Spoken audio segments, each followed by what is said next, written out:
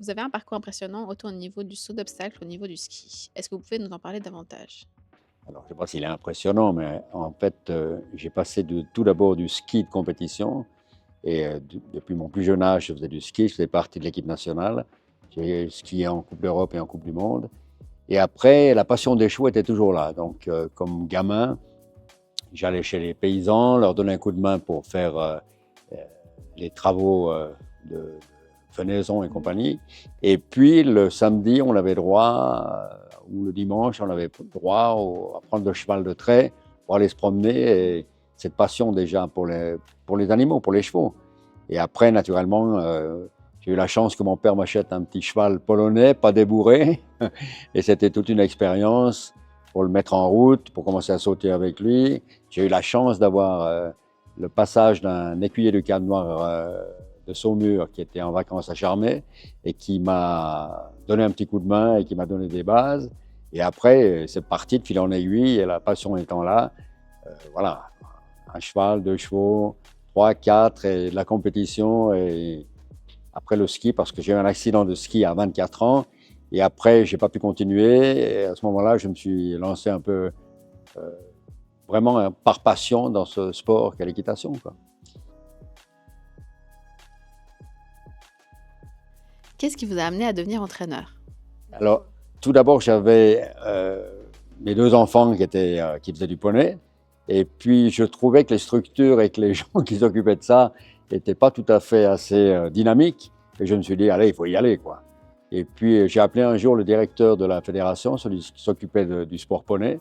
Et je lui ai dit, on veut attaquer là-dedans vraiment fort, on veut faire de la compétition au haut niveau. On- Franchement, je trouve que les structures qu'il y a en place ne suffisent pas. Alors, il m'a posé la question, il m'a dit, mais qui c'est qui pourrait faire ça? Et je lui ai dit, moi, j'en vois qu'un, c'est moi. Alors voilà, on est parti comme ça. Et puis, le type m'a nommé à la tête des poneys. Et j'ai fait ça pendant une dizaine d'années. Et on a eu des médailles au championnat d'Europe poney, tout ça. Et après, j'ai arrêté un certain temps. Et après, on m'a recontacté. Et j'ai rattaqué une fois pour faire les juniors, les jeunes cavaliers. Et je suis encore là-dedans.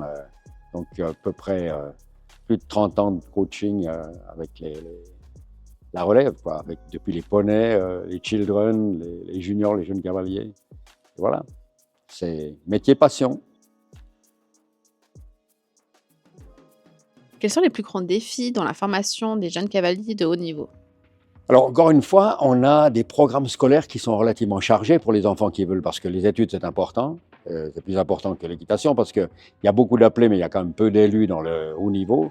Et je pense que la structure manque. Il faudrait une structure qui soit un peu identique à celle des skieurs, qu'on ait des collèges, des programmes scolaires allégés, de façon à pouvoir faire pratiquer l'équitation de manière plus conséquente. Et puis, naturellement, après, le deuxième problème, c'est naturellement avoir les chevaux qu'il faut pour faire ce sport. Parce qu'en Suisse, comme on n'est pas un pays d'élevage, on n'a pas beaucoup d'éleveurs qui vous téléphonent pour dire est-ce qu'il n'y aurait pas un bon gamin qui sait monter à cheval, qui pourrait monter mes chevaux, et c'est ça. Donc ça, c'est un problème par rapport à la France, à la Hollande, la Belgique, où vraiment, là, les jeunes qui ont un peu de talent ont beaucoup plus de portes ouvertes que chez nous. Beaucoup plus. Votre écurie est un lieu reconnu pour son excellence. Quelles étaient vos ambitions en la créant? Ben, c'est ce que vous dites, c'est je voulais faire du sport de haut niveau avec les jeunes et je me suis dit, allez, il faut une structure qui convienne. Et puis aussi, grâce à l'aide de mon père, on a construit des installations et puis fait des paddocks qui étaient des paddocks modernes et on s'est lancé à fond là-dedans. Et puis je crois que ça donne satisfaction à tous les gens qui viennent faire de la compétition ou de l'entraînement chez moi. Vous organisez chaque année des grands concours à Marsan. Comment ces événements participent-ils au dynamisme du milieu équestre en Suisse romande? Alors, on s'est surtout basé sur les concours pour la relève. En particulier, depuis les children, les poneys et les juniors, jusqu'aux jeunes cavaliers, donc ça veut dire jusqu'à 21 ans. Après, on a des épreuves qui vont plus loin, hein, qui sont faites pour les adultes, comme dans tous les concours, mais on s'est axé spécialement sur les concours de la relève, les concours des jeunes. Donc voilà, c'est encore une fois, l'idée, c'est de promouvoir cette jeunesse dans l'équitation. Quel conseil donneriez-vous à quelqu'un qui souhaite investir dans un domaine équestre de qualité? Choisir un bon endroit, réfléchir à deux fois parce qu'il faut vraiment que la personne qui se lance dans ce projet ait un peu de patience et surtout qu'elle soit un peu têtue et qu'il aille jusqu'au bout des choses et qu'il veut mener ce projet à bien, quoi. C'est très particulier, c'est un sport quand même, je dirais, il faut quand même le considérer, c'est pas fait pour tout le monde, malheureusement. Donc, celui qui se lance dans ce projet-là, il doit être sûr de ce qu'il veut faire et il doit être absolument déterminé pour aller au bout de son projet. Comment voyez-vous l'avenir du saut d'obstacle en Suisse et en Europe? Alors en Suisse, c'est un petit pays, on n'a pas beaucoup d'élevage et tout, mais on a beaucoup, beaucoup de gens passionnés. On a des cavaliers. Par rapport à la quantité de cavaliers, on a des cavaliers extrêmement forts, super bien classés au niveau mondial. La relève est très bonne. Je crois aujourd'hui, on a un vrai bon programme dans la relève.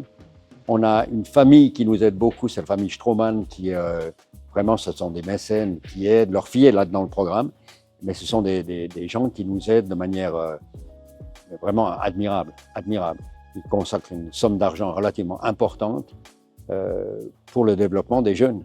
Donc, ils sponsorisent du coaching, ils sponsorisent les salaires des entraîneurs, ils sponsorisent les sorties à l'étranger. Donc, j'y crois. C'est sûr que le sport équestre en Suisse, ça va continuer. Maintenant, en Europe, la situation géopolitique est toujours un petit peu compliquée, mais je crois qu'en ce moment, les choses se calment un peu et que ça va aller de l'avant parce que tous ces concours internationaux, Belgique, Allemagne, France, Hollande, il y en a pour les jeunes, il y en a partout, jusqu'au Danemark, en Suède, en Espagne, au Portugal. Je veux dire, j'y crois. C'est un sport qui est un petit peu, voilà, comme j'ai dit tout à l'heure, pas fait pour tout le monde, mais c'est un sport noble. Tous les gens aiment ça. Et il y a beaucoup de gens qui aiment les chevaux. Donc, ça va continuer. Ça va continuer. Ça va être dynamique. Si vous deviez donner un seul conseil à un jeune cavalier qui rêve d'atteindre le plus haut niveau, quel serait-il? Alors, je crois que la première qualité, c'est l'amour des chevaux, la passion.